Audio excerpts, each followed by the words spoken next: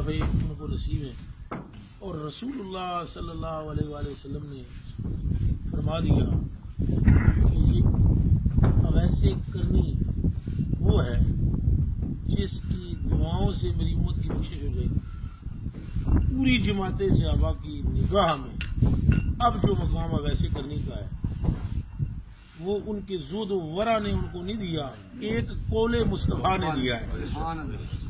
اس راز کو سمجھ یہ شیخ رحمت کی نگاہ کر دے گا تو اس نگاہ تک کوئی نعمت نہیں پہنچ سکتی۔ آپ دیکھیں کہ حضرت محبوب الہ رضی اللہ تعالیٰ عنہ کا ہندوستان میں طوطی بولنا مرہون منت ہے بابا فرید الدین گنجی شکر مسعود۔ 16 سال کی عمر میں یہ شخصیت آ کر بھیج ہوئی، 16 سالہ کا لڑکا۔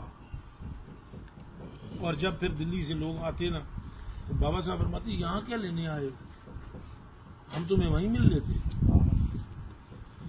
مرید کامل کو دیکھو کہ نماز کے بعد پڑھتا ہے یا فرید الدین یا مولانا فرید الدین، اور پیر کامل کو دیکھو فرماتے ہیں یہاں ہم سے ملنے چلے آئے ہو، ہم تو وہیں موجود ہیں۔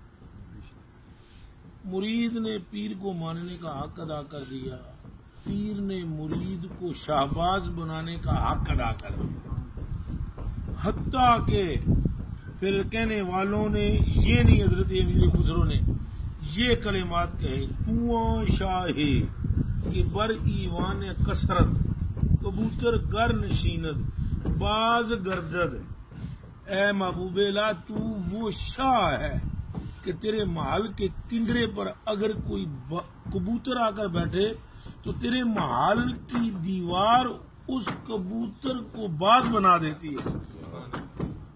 اب اس میں ساری گفتگو میں یہ بات سمجھنے کے لائق ہے کہ نگاہ شیخ جہاں تک لے جاتی ہے وہاں پر کوئی ورد وظیفہ نہیں پہنچتا۔